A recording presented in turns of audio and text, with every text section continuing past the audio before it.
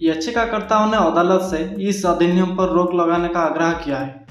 उनका शर्त यह है कि ये 125 वर्ष से चली आ रही कानूनी स्थिति को बदल देगा।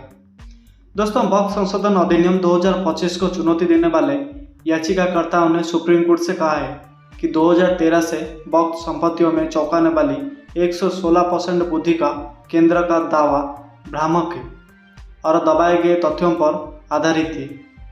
दरअसल दोस्तों, सोमवार की महत्वपूर्ण सुनवाई से पहले अधिवक्ता तल्हा अब्दुल रहमान द्वारा दायर विस्तृत प्रतिज्ञा में याचिकाकर्ताओं ने तर्क दिया है कि केंद्र ने ये उल्लेख करने में विफल होकर डेटा को गलत तरीके से प्रस्तुत किया है कि नई के रूप में गिनती जाने वाली संपत्तियों वास्तव में 2013 से पहले पंजीकृत वक्त थी, लेकिन बाद में उन्हें वक्त asset management system of India द्वारा पोर्टल पर अपडेट किया गया।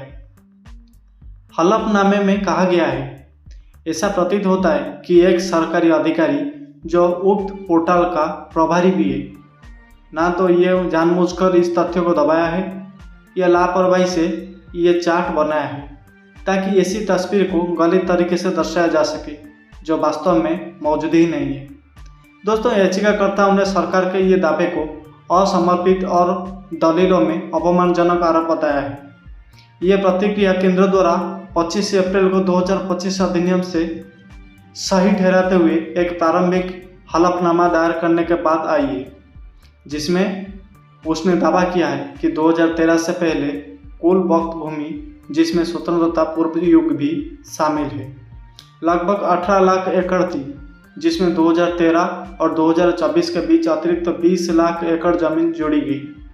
सरकार ने इस चौंकाने वाली 116% वृद्धि के रूप में वर्णित किया, ये तर्क देते हुए कि सरकारी और निजी भूमि पर अतिक्रमण की शिकायतों के बीच वक्फ संपत्तियों का प्रबंधन करने के लिए कानून आवश्यक था। याचिकाकर्ताओं ने अदालत से इस अधिनियम पर रोक लगाने का आग्रह किया है। उनका तर्क यह है कि ये 125 वर्षों से चली आ रही कानूनी स्थिति को बदल देता है और मुसलमानों के अपने मामलों को स्वयं प्रबंधित करने के बारे में अविश्वासपूर्ण दृष्टिकोण को दर्शाता है। उन्होंने कहा कि कानून को स्वतंत्रता प्राप्त करने के 75 वर्षों के बाद ये बदला जा रहा है।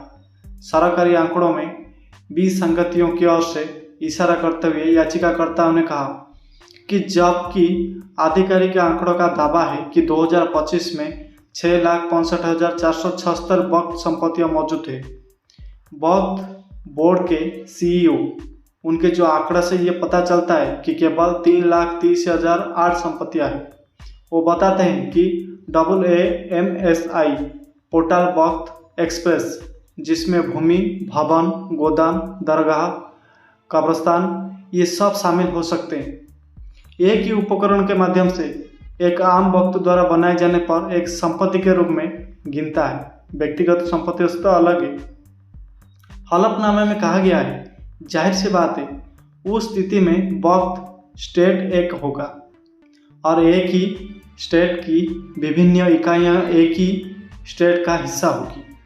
कानून पर रोक लगाने का सवाल पर याचिकाकर्ताओं ने मराठा आरक्षण कानून, अब निरस्त किए गए कृषि कानून और केंद्रीय शैक्षणिक संस्थानों में ओबीसी आरक्षण को चुनौती देने सहित पिछले मामलों का हवाला दिया, जहां अदालतों ने सुनवाई लंबित रहने तक कार्यवाहन पर रोक लगा दी थी। दोस्तों, हलफनामे में कहा गया है, किसी भी कानून पर रोक लगाना न्यायिक विवेक का मामला है। जब अदालत को विश्वास हो कि कानून स्पष्ट रूप से असंवैधानिक है या वह सुविधा, अपूरणीय क्षति और सार्वजनिक हित के संतुलन पर विचार कर रहे हो। याचिकाकर्ताओं का तर्क यह है कि यह अधिनियम कलेक्टर को व्यापक शक्तियां देता है, उपयोगकर्ता द्वारा वक्त को हटाने, कानून के संचालन द्वारा सरकारी संपत्तियों की धारणा और बिना किसी तर्कसंगत या भौतिक आधार के एक ही बार में लाखों अपंजीकृत वक्त संपत्तियों की स्थिति को खत्म करने का जाकिम देता है।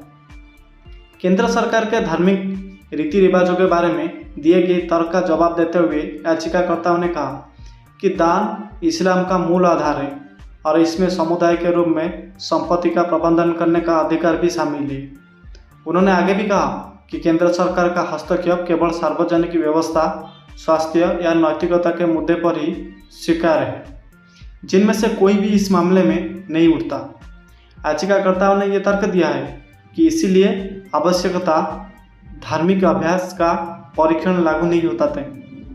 उन्होंने आगे भी कहा कि सरकार कानूनी चुनौती से बचने के लिए आवश्यक धार्मिक अभ्यास परीक्षण का आह्वान नहीं कर सकती है। याचिकाकर्ताओं ने अदालत से न केवल अनुच्छेद 25 और 26 की बल्कि अनुच्छेद 14, 19 और 21 के तहत कानून की जांच करने का आग्रह किया है। केंद्र ने विधायी विनियम को उचित ठहराने के लिए संविधान का अनुच्छेद 26 का हवाला दिया था, जिसके अनुसार संपत्तियों का प्रशासन कानून के अनुसार किया जाना चाहिए। इसने तर्क दिया कि सुधार पारदर्शिता, जवाबदेही, सामाजिक कल्याण और समावेशी शासन के आकर्षक उद्देश्यों को पूरा करते हैं। सरकार ने यह भी कहा कि उपयोगकर्ता द्वारा वक्त की अवधारणा तब संपन्न हुई जब किसी भी चीज़ के लिए विलेख लिखना या निष्पादित करना एक दुर्बल घटना थी। लेकिन दोस्तों 1923 से अनिवार्य पंजीकरण का अर्थ है जो लोग जानबूझकर उपयोगकर्ता द्वारा वक्त पंजीकृत होने से बचते हैं और वो प्रावधान के लाभों का दावा नहीं कर सकते। याचिकाकर्ताओं का कहना है कि नए कानून के तहत पंजीकरण ना होने के कारण किसी भी संपत्ति को वक्त का दर्जा देने से इनकार करने के परिणाम को स्वीकार नहीं किया जा सकता है। दोस्तों सोमवार को मामले की सुनवाई करने वाले सुप्रीम कोर्ट ने ये संकेत दिया है कि वो सार्वधानिक मुद्दे पर उठाए गए सवालों पर केवल 5 प्रमुख याचिकाकर्ताओं की सुनवाई करेगा। इनमें से जमीयत उलमा ए हिंद के अध्यक्ष अरशद मदनी, जो कि सामाजिक कार्यकर्ता मोहम्मद जमील मर्चेंट, AIMPLB उनका जो महासचिव है मोहम्मद फजरुल्लीम, मणिपुर के विधायक शेख नूरुल हसन और AIMIM का प्रमुख असमुद्दीन ओवैसी से शामिल है। दोस्तों न्यायालय ने इससे पहले केंद्र सरकार का आश्वासन दर्ज किया था कि अगले आदेश तक वक्त संपत्तियों की स्थिति में कोई परिवर्तन नहीं किया जाएगा या वक्त निकाह में गैर मुस्लिमों को नियुक्त नहीं किया जाएगा।